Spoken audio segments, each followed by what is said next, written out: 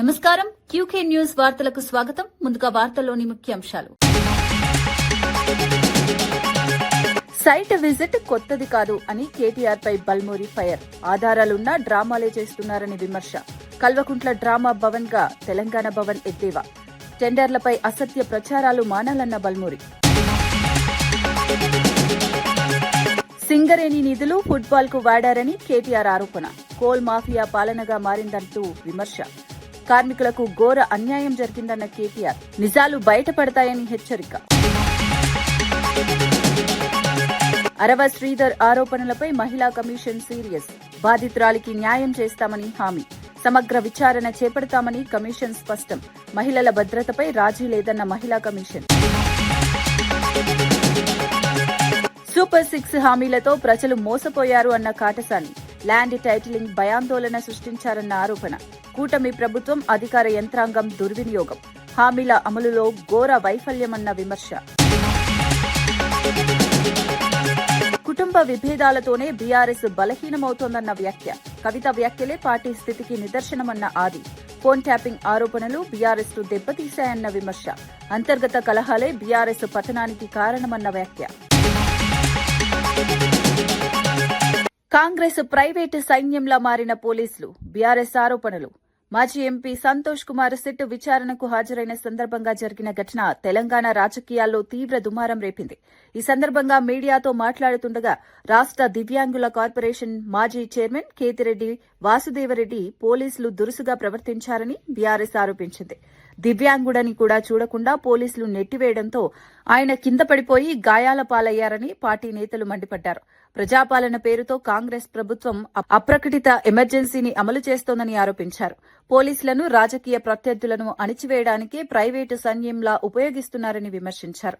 ప్రజాస్వామ్యంలో ఇలాంటి ఘటనలు ఆమోదయోగ్యం కాదని, బాధ్యులపై తక్షణమే చర్యలు తీసుకోవాలని డిమాండ్ చేశారు. ఈ ఘటన రాష్ట్రంలో పాలనా వ్యవస్థపై ప్రశ్నలు లేవనెత్తుతోందని బీఆర్ఎస్ పేర్కొంది. దాంట్లో ఎందుకు పదే పదే ఇట్లాంటి వ్యవహారం కొనసాగుతుందో చూసుకోవచ్చు. ఇవాళ తనని ఇబ్బందులకు గురి చేస్తూ రోడ్డుపై ఉన్నటువంటి వ్యక్తులను కూడా ఇవాళ కావాలని పోలీసులు ఏ రకమైనటువంటి వ్యవస్థ పోలీస్ స్టేషన్ ఇది పోలీస్ స్టేషన్ కాదు కదా ఇది పోలీస్ స్టేషన్ కాదు కదా పోలీస్ స్టేషన్ కాదు కదా ఇది పోలీస్ స్టేషన్ కాదు కదా ఎందుకు ఎందుకు ఏంది ఏం జరుగుతుంది ఇక్కడ ఇంతకన్నా కొత్తారు కదా కోల్ ఇండియా టెండర్లలో సైట్ విజిట్ ప్రక్రియ కొత్తది కాదని ఎమ్మెల్సీ బల్మూరి వెంకట్ స్పష్టం చేశారు. ఈ నిబంధన గతంలో బీఆర్ఎస్ హయాంలోనూ అనేక టెండర్లలో అమల్లో ఉందని గుర్తు చేశారు. డిప్యూటీ సీఎం ఆధారాలతో వివరణ ఇచ్చినా కేటీఆర్ కావాలని డ్రామాలు చేస్తూ ప్రజలను మభ్యపెట్టే ప్రయత్నం చేస్తున్నారని విమర్శించారు. తెలంగాణ భవన్ ను ఇకపై కల్వకుంట్ల డ్రామా భవన్ గా మార్చుకుని నాటకాలు వేసుకుంటే మంచిదని ఎద్దేవా చేశారు. వాస్తవాలు ప్రజలకు తెలుసునని, రాజకీయ లబ్ది కోసం అసత్య ప్రచారాలు చేయడం సరికాదన్నారు. టెండర్ల ప్రక్రియలో ఎలాంటి అక్రమాలు లేవని స్పష్టం చేస్తూ ప్రభుత్వాన్ని అప్రతిష్ట పాలు చేయాలనే ఉద్దేశంతోనే ఇలాంటి ఆరోపణలు చేస్తున్నారని మండిపడ్డారు. ఈ వ్యాఖ్యలు రాజకీయంగా ప్రాధాన్యం సంతరించుకున్నాయి. దానికి నిజంగా ఎక్స్పీరియన్స్ ఉందా లేదా పరిగణలోకి తీసుకునే ఒక పాయింట్ అది. గతంలో కూడా టీఆర్ఎస్ హయాంలో కూడా ఈ పాయింట్ అనేది ఉండే కొన్ని టెండర్లలో. ఆలోచన లేకుండా ప్రజల్ని మభ్యపెట్టడానికి అబద్ధపు మాటలు మాట్లాడుతూ నోటికి వచ్చినట్టు విచ్చలు విడిగా ఏది పడుతుంది చూపించి చెప్పే ప్రయత్నం చేస్తున్నారు. కేటీఆర్ గారు మీరు ఆడే డ్రామాలకి మీ బీఆర్ఎస్ పార్టీ ఆఫీస్ని బీఆర్ఎస్ గా తీసేసి కేడీబీ అని పెట్టుకోండి, కల్వకుంట్ల డ్రామా భవన్. ఇక మీ బతుకు దానికే. ఇక మీరు మొత్తం కూడా మీ జీవితకాలం ఇదే డ్రామాలు ఆడుకుంటూ మీ కుటుంబం బతకాల్సిన పరిస్థితి ఉంది. ఇక అది బీఆర్ఎస్ పార్టీ ఆఫీస్ కాదు, కేడీబీ కల్వకుంట్ల డ్రామా భవన్. ఈ కేడీ గాన్లు ప్రతిరోజు ఏదైతే మీ కుటుంబం కూడా ఇంకా ఈ డ్రామాలు వేసుకుంటా బతకాల్సిన పరిస్థితే ఉంది. సిగ్గు లేకుండా ఒక విషయం పైన మీరు ఆరోపణ చేసినప్పుడు బాధ్యతతోటి, చిత్తశుద్ధితోటి మా డిప్యూటీ సీఎం గారు దానిపైన 2 సార్లు వివరణ ఇవ్వడం జరిగింది. యాజ్ ఎ డిప్యూటీ సీఎం ప్రజలకి జవాబుదారీతనంతో ఉండాలి. మీరు తప్పుల్ని ప్రచారం చేస్తారు కాబట్టి వారు సిస్టమ్ ప్రకారంగా, ప్రొసీజర్ ప్రకారంగా వారు ఎక్స్ప్లెనేషన్ కూడా ఇవ్వడం జరిగింది. అయినా కూడా సిగ్గు లేకుండా మీ దగ్గర నిజంగా మీరు చెప్పిన ప్రతి మాటకి నీకు ఆధారాలు ఉంటే నీ దగ్గర ఉన్న ఆధారాలను ప్రెస్కి రిలీజ్ చేయి. లేదు ఒక టెండర్ పిలిచి ఆ టెండర్ క్యాన్సిల్ చేయడాన్నే తప్పు పడితే మీ హయాంలో వందలాది టెండర్లు నీకు సంబంధించిన వ్యక్తులకి రాకపోతే టెండర్లు క్యాన్సిల్ చేసిన దుస్థితి పరిస్థితి మీ ప్రభుత్వంలో ఉండే. అనేకమైన జియోల గురించి మీడియా వాళ్ళు ప్రశ్నించినప్పుడు ప్రెస్ మీట్లలో ఆధారాలు ఎక్కడ ఉన్నాయి, అసొంటిది జరగలేదని చెప్పి బుకాయించిన ఆనాడు ముఖ్యమంత్రి మీ అయ్యా దుబాయ్ శేఖర్ కాదా? అనేక సందర్భాల్లో ఎంతో మంది జర్నలిస్టులు ప్రశ్నిస్తే నువ్వు ఏ ఛానల్కి వెళ్ళి వచ్చినావని చెప్పి ఆ జర్నలిస్టులని ప్రెస్ మీట్ సాక్షిగా ఇబ్బంది పెట్టింది మీ ప్రభుత్వము. ఈ ప్రజాప్రభుత్వంలో బాధ్యతతోటి చిత్తశుద్ధితోటి సింగరేణి అంశంపై కేటీఆర్ తీవ్ర స్థాయిలో విరుచుకుపడ్డారు. తెలంగాణలో సీఎం అంటే కోల్ మాఫియా అన్న స్థాయికి పరిస్థితి దిగజారిందని విమర్శించారు. సింగరేణి కుంభకోణంపై తాము లేవనెత్తిన ప్రశ్నలకు ఇప్పటివరకు ప్రభుత్వం నుంచి ఒక్క సమాధానం కూడా రాలేదన్నారు. దీనిపై స్పందించాల్సిన సీఎం రేవంత్ రెడ్డి ఫుట్బాల్ మ్యాచ్లు ఆడుతూ విదేశాల్లో తిరుగుతూ శిక్షణలు తీసుకుంటున్నానని ఫోజులు కొడుతున్నాడని ఎద్దేవా చేశారు. సింగరేణి నిధుల నుంచి 10 కోట్లు ఫుట్బాల్ మ్యాచ్ల కోసం దుర్వినియోగం చేశారని ఆరోపించారు. ఇది కార్మికులకు చేసిన ఘోర అన్యాయమన్నారు. సింగరేణి కార్మికులు ప్రజలు ఈ వ్యవహారాన్ని గమనిస్తున్నారని, నిజాలు బయటపడతాయని హెచ్చరించారు. సీఎం అంటే కోల్ మాఫియాకి నాయకుడిగా ఇవాళ రాష్ట్ర ప్రజలు ముఖ్యంగా సింగరేణి కార్మికులు భావించే పరిస్థితి వచ్చింది. ఇవాళ మీరు ఒక్కసారి అర్థం చేసుకుంటే ఈ కుంభకోణాన్ని రాష్ట్ర ప్రజలు ముఖ్యంగా సింగరేణి ప్రాంతంలో ఉండే మా కార్మిక సోదరులు కూడా అర్థం చేసుకుంటే చాలా స్పష్టంగా ఆధారాలతో సహా మేము బయటపెట్టిన తర్వాత ముఖ్యంగా మేము లేవనెత్తిన కొన్ని ప్రశ్నల విషయంలో ఇప్పటి వరకు ప్రభుత్వం నుంచి ఒక్క సమాధానం కూడా రావడం లేదు. ఇక ఇట్లాంటి ముఖ్యమైన గంభీరమైన సమస్య విషయంలో స్పందించాల్సిన ముఖ్యమంత్రి గారేమో అప్పుడప్పుడు ఫుట్బాల్ ఆడుతున్నాడు సింగరేణితో, లేదా ఇవాళ విదేశాల్లో తిరుగుతూ ఏదో పాఠాలు నేర్చుకుంటున్నా అంటూ పోజులు కొడతా ఉన్నాడు. కానీ నేను వారికి గుర్తు చేస్తా ఉన్నా, ఏ వయసులో ముచ్చట ఆ వయసులో జరగాలి. చదువుకోవాల్సిన టైంలో చదువుకోక ఇప్పుడు చదువుకుంటానంటే ఏం వస్తుందో ఒకసారి వారు కూడా ఆలోచించుకోవాలి. మీరు 10 కోట్ల రూపాయల సింగరేణి నిధులు, సింగరేణి సంస్థకు సంబంధించిన నిధులు దుర్వినియోగం చేసి మీరు ఫుట్బాల్ ఆటకి ఈ రాష్ట్ర ప్రజలతో మీరు ఎలాగో ఫుట్బాల్ ఆడుతున్నారు, కానీ సింగరేణి సంస్థతో కూడా ఫుట్బాల్ ఆడుతూ 10 కోట్ల రూపాయలు దుర్వినియోగం చేసి ఈరోజు ఆ సంస్థకి తీరని అన్యాయం చేసింది ఇవాళ రేవంత్ రెడ్డి గారు. ఒక్క స్కామ్ సంబంధించి ఇన్ని ఆధారాలు బయట పెడితే కూడా ఒక్క స్కామ్ సంబంధించి కూడా ఇప్పటివరకు పాలకుల వైపు నుంచి శ్రీవారి లడ్డూలో జంతు కొవ్వు లేదని సిట్ నివేదిక స్పష్టం చేయడంతో వైసీపీ శ్రేణులు అలిపిరి వద్ద వినూత్న నిరసన చేపట్టారు. మెట్లను కడుగుతూ గోవింద నామస్మరణ చేశారు. లడ్డూ వివాదంలో అసత్య ప్రచారం చేసి భక్తుల మనోభావాలు దెబ్బతీశారని ఆరోపిస్తూ CM Chandrababu, deputy CM Pawan Kalyan క్షమాపణ చెప్పాలని డిమాండ్ చేశారు. శ్రీవారిని రాజకీయాలకు వాడుకున్న వారిని క్షమించాలని దేవుడిని ప్రార్థించారు. ఈ నిరసన భక్తి రాజకీయాల మేళవింపుగా మారిందని వైసీపీ శ్రేణుల వినూత్న ఆందోళన తిరుమల పరిసరాల్లో చర్చనీయాంశంగా మారింది. లడ్డూ అంశంపై కొనసాగుతున్న రాజకీయ వివాదం మరింత ముదిరే సూచనలు కనిపిస్తున్నాయి.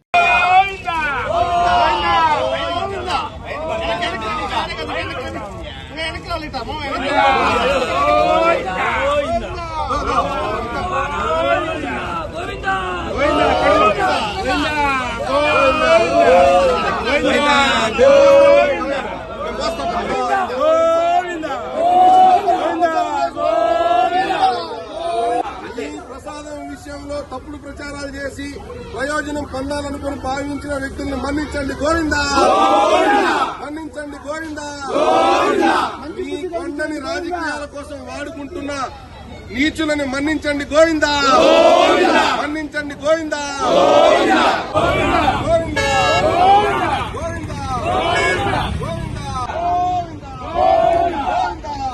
ఎమ్మెల్యే అరవ శ్రీధర్పై వచ్చిన లైంగిక వేధింపుల ఆరోపణలను రాష్ట మహిళా కమిషన్ తీవ్రంగా పరిగణించింది. కమిషన్ చైర్పర్సన్ రాయపాటి శైలజ బాధితురాలితో ఫోన్లో మాట్లాడి పూర్తి వివరాలు తెలుసుకున్నారు. బాధితురాలికి న్యాయం చేస్తామని, సమగ్ర విచారణ చేపట్టి తగిన చర్యలు తీసుకుంటామని భరోసా ఇచ్చారు. ఇటువంటి ఘటనలను ప్రభుత్వం సీరియస్ గా తీసుకుంటుందని కమిషన్ స్పష్టం చేసింది. మహిళల భద్రత విషయంలో ఎలాంటి రాజీ ఉండదని పేర్కొంది. విచారణలో వాస్తవాలు వెలుగులోకి తీసుకొచ్చి బాధ్యులపై చర్యలు తీసుకుంటామని తెలిపింది. నిన్నొచ్చి చెప్తున్నారు, మేము ఎలా తిరగాలి రోడ్ల మీద, మాకు అన్నం ముద్ద దిగట్లేదు, బయటికి రాలేకపోతున్నాము. ఇవే ఎవరు బాధ్యత తీసుకుంటారు వీటన్నిటికీ? ఒక ఛానల్లో ఒక ఎనలిస్టు, ఒక జర్నలిస్ట్ కూర్చున్నారంటే సొంత అభిప్రాయం. అతను ఇది ఫస్ట్ టైం కాదు, అంత ముందు కూడా మాట్లాడారు. అతను అలాంటి వాడు, అలా మాట్లాడతాను తెలిసినప్పుడు ఆ ఛానల్ బ్యాన్ చేయాలి అతను తీసుకోవటం. అంతేగాని ప్రజల్లో ఇంత ఆవేశం వచ్చింది, అందరూ కంప్లైంట్ చేస్తున్నారు, పోలీస్ స్టేషన్కి వెళ్ళి భయంతో అతని పర్సనల్ విషయాలు, అతని ఆలోచనలు మాకు సంబంధం లేదని సరిపోదు. ఆ రోజు కూడా గత 5 ఏళ్లలో కూడా కొన్ని మీడియా ఛానల్స్ ఏదైనా కింద జర్నలిస్ట్ అన్న మాటలకి మేనేజ్మెంట్ వరకు కేసులు వెళ్ళి పెట్టారు కదా. మరి ఇప్పుడు మేనేజ్మెంట్ ఎలా తప్పించుకుంటుంది? కనీసం మేనేజ్మెంట్ రెస్పాన్సిబుల్గా కూడా బయటకు వచ్చి క్షమాపణ చెప్పలేదు. ఇప్పటికి కూడా ఆ యాంకర్ కూడా క్షమాపణ చెప్పలేదు. అడిగితే చెప్తాలి అన్నట్టు మాట్లాడాడు. ఐ థింక్ మీరు అందరు కూడా చూసే ఉంటారు ఆ వీడియో. ఎక్కడైనా క్షమాపణ కనపడిందా? ఇంకా మేము చేసింది కరెక్టే, దీన్ని మిగతా ఛానల్స్ తప్పుగా ప్రచారం చేస్తున్నారని చెప్తున్నారు. సో బేసిక్లీ ఇదేంటంటే పోలీస్ యాక్షన్ జరుగుతుందండి. ఇది కంప్లీట్ అయ్యే వరకు చూడటం యాజ్ మహిళా కమిషన్గా మా బాధ్యత మేము తీసుకుంటాం. తర్వాత ఇది మళ్ళీ జరగకుండా ఏ ఛానల్లో రిపీట్ అవ్వకుండా చూడటం మనందరి మీద బాధ్యత ఉంది. ముఖ్యంగా ప్రెస్ కౌన్సిల్ ఆఫ్ ఇండియాకు కూడా మేము లెటర్ రాస్తాం. ఎందుకంటే ఇలాంటి ఛానల్స్ లైసెన్స్ కనుక క్యాన్సిల్ చేయకపోతే ఇంకో ఛానల్స్ ఇదే మాట అంటాయి, రేపు మమ్మల్ని ఎవరు చేయలేరు అనే ధీమా వస్తుంది. అలాగే ministry of information and broadcasting వీళ్ళందరికి కూడా లెటర్ రాసి మా సైడ్ నుంచి మేము డెఫినెట్ ఇది చేయాలి. ఎందుకంటే ఇది కేవలం ఒక స్టేట్కి సంబంధించిన ఇష్యూ కాదు, ఇలాంటి ఇంకో స్టేట్లో జరగచ్చు. ఈజీగా మహిళల్ని టార్గెట్ చేస్తున్నారు ప్రతి విషయంలో. సో తప్పకుండా వీటి మీద యాక్షన్ తీసుకోండి అని మేము ఆ 2 కౌన్సిల్స్ కూడా రాస్తాము. కర్నూలులో మాజీ ఎమ్మెల్యే కాటసాని రాంభూపాల్ రెడ్డి టీడీపీ ప్రభుత్వంపై తీవ్ర విమర్శలు చేశారు.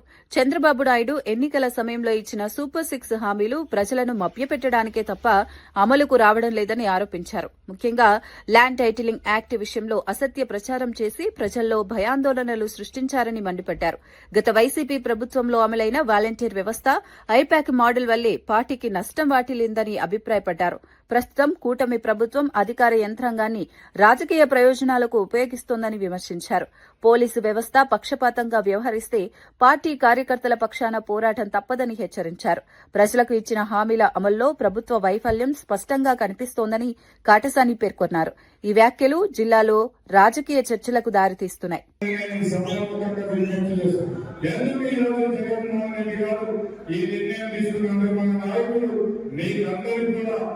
ఫోటో డిజిటల్ ఎన్నికనేది మీరు చేసే కార్యక్రమాలన్నీ కూడా మనం దాంట్లో ఇంక్లూడ్ చేయడానికి ఏ కార్యకర్త పార్టీ కోసం కష్టపడి పనిచేస్తున్నారో అటువంటి నాయకుని గుర్తించడానికే మనం ఈ కమిటీలు, ఈ ఫోటోలు, ఐడి కార్డులు పెట్టడం జరుగుతుంది. మీరందరూ కూడా మనం ఐడి కార్డు ఇవ్వడం జరుగుతుంది. కాబట్టి మనకు ఉగాది లోపల మొత్తం రాష్ట్ర లెవెల్ అన్నీ పోతే ఉగాది కన్నా మీకు అందరికీ కూడా ఏ పదవులు ఏ హోదాలు వచ్చినా ఆ హోదాల్లో మన నాయకుడు జగన్మోహన్ రెడ్డి గారు మీకు ఫోటో ఐడి మీకు తొందరగానే మన ఉగాది లోపల మీకు వచ్చే విధంగా ఏర్పాటు చేయడం జరుగుతుందని కూడా నేను సభాముఖంగా విజ్ఞప్తి చేస్తాను. నాకంటే ముందు మాట్లాడే నాయకులు మాట్లాడడం జరిగింది. మనం రామచంద్రరావు మన తాతగారు మాట్లాడుతూ ఏ కార్యకర్త మీరు భయపడాల్సిన అవసరం లేదు, ఒకవేళ మనం అనే కేసులు పెడితే పోలీసు వాళ్ళు అంతగానే మనం భయపడాల్సిన అవసరం లేదని చెప్పి రామచంద్రరావు గారు మాట్లాడు. అందుకే ఇక్కడ ఉండే కార్యకర్తలు మీకు ఉద్యోగ ఆదాయాన్ని అందరూ ఎక్కుంటుంది. దాంతో పాటు పార్టీ అందరూ కూడా ఖచ్చితంగా ఉంటుంది. కాబట్టి ఏ కార్యకర్త కానీ రైల్వే కోడూరు జనసేన ఎమ్మెల్యే అరవ శ్రీధర్పై వచ్చిన ఆరోపణలపై వైసీపీ మహిళా విభాగం అధ్యక్షురాలు వరదు కళ్యాణి తీవ్రంగా స్పందించారు. కూటమి పాలనలో అధికార పార్టీ నేతలకు చట్టభయం లేకుండా పోయిందని విమర్శించారు. మహిళల భద్రతపై ప్రభుత్వ నిర్లక్ష్యం వల్లే ఇలాంటి ఘటనలు జరుగుతున్నాయని ఆరోపించారు. కూటమి నేతలు, కార్యకర్తలు తప్పుడు పనులు చేసినా శిక్ష పడదన్న ధీమాతోనే బరితెగిస్తున్నారని మండిపడ్డారు. మహిళలపై వేధింపుల అంశంలో ప్రభుత్వం తక్షణమే కఠిన చర్యలు తీసుకోవాలని డిమాండ్ చేశారు. ఈ ఘటన మహిళా హక్కులపై ప్రభుత్వ వైఖరిని ప్రశ్నార్థకం చేస్తోందన్నారు. అధికారంలో ఉన్నవారికి చట్ట సమానంగా వర్తించకపోతే ప్రజాస్వామ్యంపై నమ్మకం దెబ్బతింటుందని హెచ్చరించారు. ఈ వ్యాఖ్యలు రాజకీయంగా తీవ్ర ప్రతిధ్వనిని రేపుతున్నాయి. అలాగే ముఖ్యంగా మహిళా కమిషన్ ఉంది. మహిళా కమిషన్ ఏం చేస్తుంది రాష్ట్రంలో? ఎంత దారుణంగా ఆ వ్యక్తి చేశాడో, ఆ మహిళ జీవితాన్ని నాశనం చేసేశాడు. ఆవిడ కుటుంబాన్ని బజార్న పడేశాడు, ఆమెను ఈ రోజు రోడ్డు మీదకి లాగిన పరిస్థితి అయితే మరి సుమోటోగా కేసు పెట్టాల్సిన మహిళా కమిషన్ ఈ రోజు ఏం చేస్తూ ఉంది? ఈ మహిళలకి ఇలా అన్యాయం జరుగుతూ ఉంటే మంత్రులేమో రికార్డింగ్ డాన్సులు కొందరు చెత్త ప్రోగ్రామ్స్ కి అటెండ్ అవ్వడం, ఇది వీళ్ళు చేస్తూ ఉండే పరిస్థితి. ఇందుక మీకు పదవులు ఇచ్చారు అని నేను అడుగుతూ ఉన్నాను. అలాగే కేంద్ర హోంశాఖ నివేదికలో మన రాష్ట్రం పోలీస్ శాఖ పనితీరు చట్టాలు అమలు తాలూకా నివేదికలో 36వ స్థానానికి దిగజారిపోయింది. అయినా వీళ్ళకి సిగ్గు రావట్లేదు. అలాగే హోంమంత్రి గారు, కేంద్ర హోంమంత్రి అయిన అమిత్ షా గారు చంద్రబాబు నాయుడు గారికి లేఖ రాశారు. మీరు emergency call centre number call చేస్తే 26 నిమిషాల వరకు కూడా స్పందించట్లేదు, అత్యంత దారుణంగా ఉంది. దేశం యావరేజ్ అయి తీసుకుంటే 18 నిమిషాలు ఉంటే మీరు ఎంత దారుణంగా మీ రాష్ట్రంలో స్పందిస్తున్నారు, పోలీసులు పని చేయట్లేదని చేవాట్లు పెట్టడం జరిగింది. అయినా బుద్ధి రావట్లేదు. ఎప్పటికైనా దయుంచి ఈ ప్రభుత్వ పెద్దలు సిగ్గు తెచ్చుకొని మహిళలకి రక్షణ కల్పించడం మీద శ్రద్ధ వహించాల్సిందిగా కోరుతున్నాను. బాధ్యతాయుతమైన హోం మినిస్టర్ పదవిలో ఉంటూ మాజీ ముఖ్యమంత్రి వైఎస్ జగన్ పై సోషల్ మీడియాలో పోస్టులు చేయడం సరికాదని వైసీపీ స్టేట్ మీడియా ప్యానలిస్ట్ బండి పుణ్యశీల ప్రశ్నించారు. ప్రజల భద్రత, శాంతి భద్రతల పరిరక్షణే హోం మినిస్టర్ ప్రధాన బాధ్యత అని గుర్తు చేశారు. వ్యక్తిగత రాజకీయ విమర్శలతో హోం మంత్రిత్వ శాఖ గౌరవం తగ్గుతోందని మండిపడ్డారు. పాలనపై దృష్టి పెట్టాల్సిన సమయంలో రాజకీయ ఆరోపణలతో కాలక్షేపం చేయడం తగదన్నారు.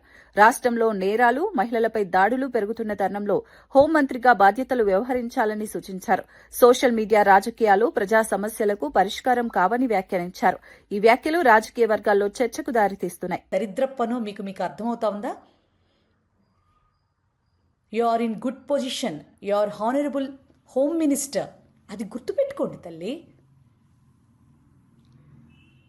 వైఎస్ఆర్సీపీ నేతలు కోళ్లను కోసినా కుక్కల్ని కోసినా కూడా తీసుకెళ్లి రోడ్ల మీద నడిపిస్తూ దరిద్రంగా ట్రీట్మెంట్లు ఇప్పిస్తున్నారు. అదే మీ మినిస్టర్లు, మీ ఎమ్మెల్యేలు సంక్రాంతి పండుగను అడ్డం పెట్టుకుని ఆడవాళ్ళని అశ్లీలతతో దరిద్రంగా బట్టలు ఉడదీయించి డాన్సులు వేయిస్తే మాత్రం తమరు ఎక్కడున్నారమ్మా? అలాంటివన్నీ మనకి దగ్గరికి రావు, ఆలోచనలకు కూడా రావు, మన కళ్ళకేవి కనిపించవు. కానీ జగన్మోహన్ రెడ్డి గారు తుమ్మినా, దగ్గినా, ఉన్నా లేకపోయినా అన్నీ కనపడతా ఉంటాయి. 19 to 24లో 2.5 ఏళ్ళు దగ్గర కరోనా కాలం విలయతాండవం చేస్తే అసలు మీ నాయకుడు హైదరాబాదు ఇంట్లో నుంచి బయటికి రాలా, మీరెక్కడా కనపడలా. మా నాయకుడు ఈ రోజుకి కూడా వారానికి 4 రోజుల పాటు అందుబాటులో ఉండి ప్రజల సమస్యల మీద పోరాడుతున్నాడు. అందుకే కదా 11 సీట్స్ వచ్చినా కూడా ఒక్కొక్కళ్ళకి తడిసిపోతోంది. భగవంతుడిచ్చిన అవకాశాన్ని సద్వినియోగం చేసుకుని మీ స్థాయిలు దిగజార్చుకోకుండా ఇట్లాంటి వెకిలి వేషాలుగా పోస్టింగులు పెట్టకుండా అమ్మా, మీరు ఒక గౌరవప్రదమైనటువంటి పొజిషన్లో ఉన్న స్త్రీమూర్తిగా మిమ్మల్ని మీరు కంట్రోల్ చేసుకుంటూ సొసైటీకి ఏమన్నా చేసే ప్రయత్నం చేయండి మా. సింగరేణి సంస్థలో జరుగుతున్న అవకతవకలపై బీఆర్ఎస్ నేతలు గవర్నర్ను కలిసి వినతి పత్రం అందజేశారు. కేటీఆర్ నేతృత్వంలోని బృందం కాంగ్రెస్ ప్రభుత్వం సింగరేణి వ్యవహారంలో అవినీతి చర్యలకు పాల్పడుతోందని ఆరోపించింది. సైట్ విజిట్ పేరుతో నిధుల దుర్వినియోగం జరుగుతోందని గవర్నర్కు వివరించారు. కార్మికుల సంక్షేమాన్ని పక్కన పెట్టి రాజకీయ లాభాల కోసం నిర్ణయాలు తీసుకుంటున్నారని విమర్శించారు. సింగరేణి సంస్థ తెలంగాణ ప్రజల ఆస్తి అని, దాన్ని కాపాడుకోవాల్సిన బాధ్యత ప్రభుత్వానిదేనని స్పష్టం చేశారు. ఈ అంశంపై తక్షణమే జోక్యం చేసుకోవాలని గవర్నర్ను కోరారు. ఈ భేటీ రాష్ట్ర రాజకీయాల్లో ప్రాధాన్యత సంతరించుకుంది.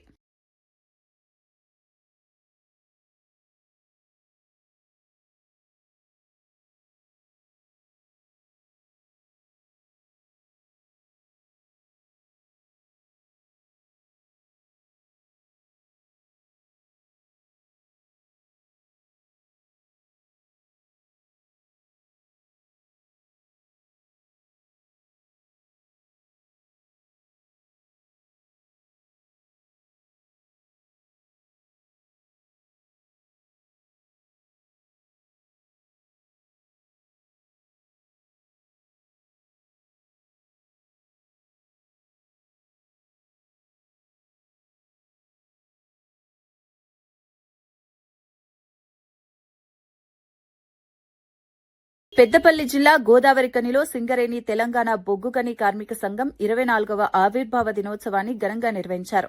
ఈ సందర్భంగా కార్మికుల హక్కులు, సంక్షేమం కోసం సంఘం చేసిన పోరాటాలను నేతలు గుర్తు చేశారు. సింగరేణి సంస్థ అభివృద్దిలో కార్మికుల పాత్ర అమూల్యమని వక్తలు కొనియాడారు. కార్మికుల సమస్యలను ప్రభుత్వం నిర్లక్ష్యం చేస్తోందని ఆవేదన వ్యక్తం చేశారు. జీతాలు, భద్రత, వైద్య సదుపాయాలపై స్పష్టమైన విధానాలు అవసరమని డిమాండ్ చేశారు. సంఘం ఐక్యతతోనే హక్కులు సాధ్యమవుతాయని పిలుపునిచ్చారు. ఈ కార్యక్రమం కార్మికుల్లో కొత్త ఉత్సాహాన్ని నింపింది. రూపాయలైతేంది, అలాగే తల్లిదండ్రులకు ఉచిత వైద్యం ఇచ్చేయడం అయితేంది, మహిళా సోదరిమణకు CCL మెటర్నిటీ లీవ్ పెంచుకోవడం అయితేంది, IIT IIM చదివేటువంటి పిల్లలకు ఫీజు రీయింబర్స్మెంట్ ఇవ్వడం అయితేంది, దాంతో పాటుగా ఈరోజు AC ఫ్రీగా కనెక్షన్ ఇచ్చేటువంటిది అయితేంది, 1% ఎలక్ట్రిక్ ఛార్జెస్ ఉచిత మాఫీ చేయడము అయితేంది, మ్యాచింగ్ గ్రాంట్ 15 లక్షలు 20 లక్షలు ఇప్పించినటువంటిది అయితేంది, ఇలాంటి అనేక హక్కులకు సాధించినటువంటి తెలంగాణ బొగ్గని కార్మిక సంఘం 11 సంవత్సరాల పాటు ఒక గుర్తింపు సంఘంగా సేవలందించింది. బీసీల సంక్షేమమే ప్రభుత్వ ప్రధాన లక్ష్యమని మంత్రి సవిత స్పష్టం చేశారు. బీసీల అభ్యున్నతికి తీసుకొస్తున్న పథకాలు నిరంతరం కొనసాగుతాయని తెలిపారు.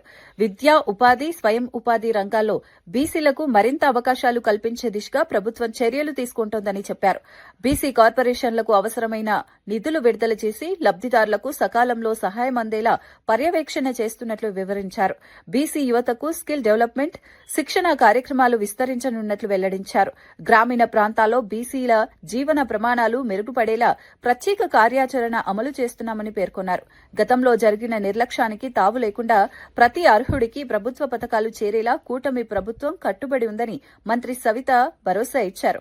బీసీల సమక్షంలో రాజీ లేదని స్పష్టం చేశారు. మరి ఇది వాళ్ళ సూచనలు సలహాలు తీసుకుని దాన్ని ముందుకు తీసుకెళ్దామన్న ఉద్దేశంతోనే మరి ఈ రోజు బీసీల రక్షణ చట్టం గురించి మాట్లాడడం, ఆదరణ 3 గురించి, వాళ్ళ కుల వృత్తుల గురించి, ఎవరైతే కుల వృత్తులు కాకుండా ఇతర వర్కులు చేసుకునే వారికి అభివృద్ధి కోసం, బీసీల అభివృద్ధి కోసం ఏ విధంగా వాళ్ళ సూచనలు సలహాలు కూడా తీసుకుందామన్న విషయం కూడా తెలియజేస్తూ 34% లోకల్ బాడీ రిజర్వేషన్ మీద కూడా రూపకల్పన చేస్తున్నాం. దానికోసం కులగణాలు జరగాలి. అంతేకాకుండా డెడికేషన్ కమిషన్ కూడా వేయాలన్న ఆలోచనలో ముఖ్యమంత్రి దగ్గరలో వేయబోతున్నారనే విషయం కూడా తెలియజేస్తున్నాం. రిటైర్డ్ ఉద్యోగుల బకాయిలు విడుదల చేయడంలో ప్రభుత్వం నిర్లక్ష్యం వహిస్తోందని తెలంగాణ బీజేపీ శాసనసభాపక్ష నేత మహేష్ రెడ్డి తీవ్ర విమర్శలు చేశారు. వేల కోట్ల రూపాయలు కాంట్రాక్టర్లకు చెల్లించేందుకు నిధులు ఉంటే జీవితాంతం సేవ చేసిన ఉద్యోగులకు రిటైర్మెంట్ బెనిఫిట్స్ ఇవ్వడానికి ప్రభుత్వం ఎందుకు వెనకడుగు వేస్తోందని ప్రశ్నించారు. డీఏ బకాయిలు, పెన్షన్, మెడికల్ రీయింబర్స్మెంట్ ఆలస్యం వల్ల పలువురు ఉద్యోగులు తీవ్ర మనోవేదనకు గురై మరణించారని ఆరోపించారు. ఇది ప్రభుత్వ నిర్లక్ష్యానికి నిదర్శనమని మండిపడ్డారు. పెండింగ్ లో ఉన్న 5 డీఏలు వెంటనే విడుదల చేయాలని డిమాండ్ చేశారు. ఉద్యోగుల సమస్యలపై స్పందించకపోతే బీజేపీ ఉద్యమాన్ని మరింత ఉధృతం చేస్తుందని హెచ్చరించారు. ఉద్యోగుల హక్కుల కోసం పోరాటం ఆగదని స్పష్టం చేశారు. దాన్ని ఊసేలేదు. రాష్ట్ర ప్రభుత్వం అధికారులు చేపట్టక ముందు కాంగ్రెస్ పార్టీ ఇచ్చినటువంటి హామీలు ఈ రోజు నెరవేర్చకపోగా రిటైర్డ్ ఉద్యోగస్తులను ఇబ్బంది పెడుతున్నటువంటి రాష్ట్ర ప్రభుత్వం, వేల కోట్ల రూపాయలు కాంట్రాక్టర్లకు బిల్లులు ఇచ్చేటువంటి ఈ రాష్ట్ర ప్రభుత్వం, రివర్స్ ఎస్టిమేషన్ల పేరు మీద వేల కోట్ల రూపాయలు చెల్లిస్తున్నటువంటి ఈ ప్రభుత్వం ఎందుకోసం అని చెప్పి ఉద్యోగస్తుల్ని, రిటైర్డ్ ఉద్యోగస్తుల్ని ఈ రకంగా గోసపెడతా ఉన్నదో ప్రభుత్వం సమాధానం చెప్పాలని చెప్పి నేను కోరుతా ఉన్నాను. రిటైర్మెంట్ బెనిఫిట్ జాప్యం, వైద్య సదుపాయ సమస్యలు, అనేకమైనటువంటి సమస్యలు. ఈరోజు హెల్త్ కార్డులు ఇష్యూ చేయలేదు. చాలా ఆసుపత్రుల్లో ఈరోజు మందులు లేవు.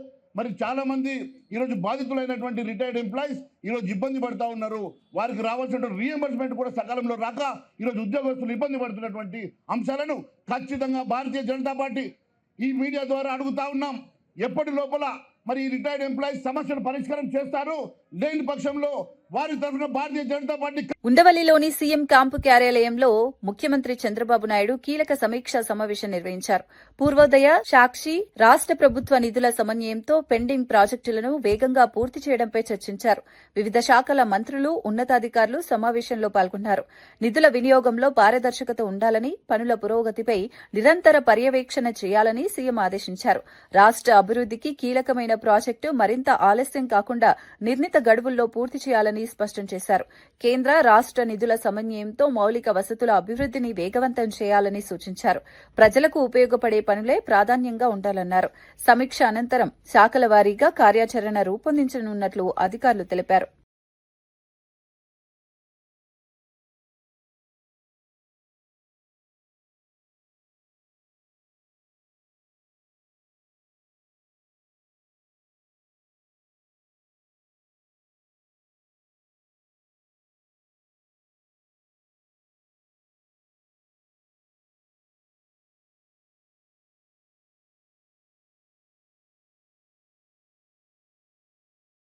బీఆర్ఎస్ పార్టీలో అంతర్గత విభేదాలు తీవ్రమవుతున్నాయని ప్రభుత్వ విప్ ఆది శ్రీనివాస్ వ్యాఖ్యానించారు.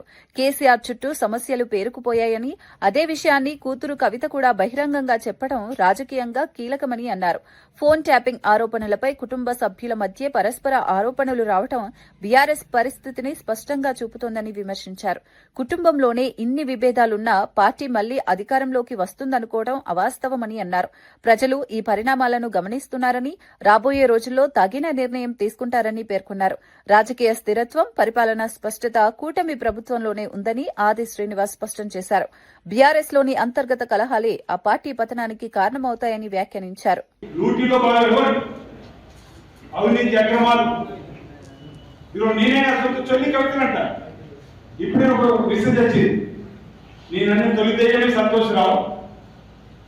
ఆయన సీట్ ద్వారా టెలిఫోన్ ట్యాగ్ లో మీరు మాట్లాడడానికి విచారణ పిలిపించింది, ఆయన చర్యలు రిటర్న్ తీసుకోవాలి.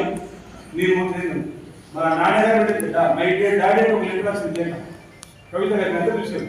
మై డియర్ డాడీ అని ఒక లేఖ రాస్తూ మా డాడీ చుట్టూ దయ్యాన్ని అని నాలుగు, కానీ ఇప్పుడే ఉంటుంది ఈరోజు ఆ మొదటి దయ్యం సంతోషరావు అంటారు. ఆ మొదటి దయ్యం సంతోషరావు అంటారు. ఈరోజు రెండోది హరీష్ రావు చెప్పి నిన్ననే చెప్పకనే చెప్పింది. తర్వాత కేటీఆర్ కూడా అనేక ప్రశ్నలు చెల్లి, అరే నా భర్త టెలిఫోన్ ట్యాగ్ చేపిస్తావాడు ఆయన, తమ్ముడు లేకుండా సొంత బావ టెలిఫోన్ ట్యాగ్ చేస్తావాడు అని చెప్పని కూడా కవితనండి. మేము ఆ రోజు అందరూ మా ప్లీజ్ అంటే రాజకీయ కక్ష సాధింపుతో అనుకుంటున్నాం అన్నారు. కానీ ఈరోజు కవిత అంటుంది కదా, నేను అనుకుంటే ఇంకో 2-3 రోజులైతే పోసి 2-3 నెలలైతే హరీష్ రావు కూడా అంటున్నాడు నా టెలిఫోన్ ట్యాగ్ అని. ఎందుకంటే వ్యవస్థ అలాంటిది. కుటుంబంలోనే ఇప్పుడు వాళ్ళ మీద ఒకరికి ఒకరు ఆరోపణ చేసుకుంటూ పరిస్థితులు. రేపు ఆ పార్టీ ఉంటుందో లేదో సందర్భం, ఆ పార్టీ వస్తుందో లేదో సందర్భం. వార్తలు ముగించే ముందు ముఖ్యాంశాలు మరోసారి. సైట్ విజిట్ కొత్తది కాదు అని కేటీఆర్ పై బల్మూరి ఫైర్. ఆధారాలున్నా డ్రామాలే చేస్తున్నారని విమర్శ. కల్వకుంట్ల డ్రామా భవన్ గా తెలంగాణ భవన్ ఎద్దేవా. టెండర్లపై అసత్య ప్రచారాలు మానాలన్న బల్మూరి. సింగరేణి నిధులు ఫుట్బాల్ కు వాడారని కేటీఆర్ ఆరోపణ. కోల్ మాఫియా పాలనగా మారిందంటూ విమర్శ. కార్మికులకు ఘోర అన్యాయం జరిగిందన్న కేటీఆర్. నిజాలు బయటపడతాయని హెచ్చరిక. అరవ శ్రీధర్ ఆరోపణలపై మహిళా కమిషన్ సీరియస్. బాధితురాలికి న్యాయం చేస్తామని హామీ. సమగ్ర విచారణ చేపడతామని కమిషన్ స్పష్టం. మహిళల భద్రతపై రాజీ లేదన్న మహిళా కమిషన్. సూపర్ 6 హామీలతో ప్రజలు మోసపోయారు అన్న కాటసాని. ల్యాండ్ టైటిలింగ్ భయాందోళన సృష్టించారన్న ఆరోపణ. కూటమి ప్రభుత్వం అధికార యంత్రాంగం దుర్వినియోగం. హామీల అమలులో ఘోర వైఫల్యమన్న విమర్శ. కుటుంబ విభేదాలతోనే బీఆర్ఎస్ బలహీనమవుతోందన్న వ్యాఖ్య. కవిత వ్యాఖ్యలే పార్టీ స్థితికి నిదర్శనమన్న ఆది. ఫోన్ ట్యాపింగ్ ఆరోపణలు బీఆర్ఎస్ ను దెబ్బతీశాయన్న విమర్శ. అంతర్గత కలహాలే బీఆర్ఎస్ పతనానికి కారణమన్న వ్యాఖ్య. ఇవి ఈనాటి వార్తా విశేషాలు. మరో బులెటిన్లో మళ్లీ కలుద్దాం. నమస్కారం.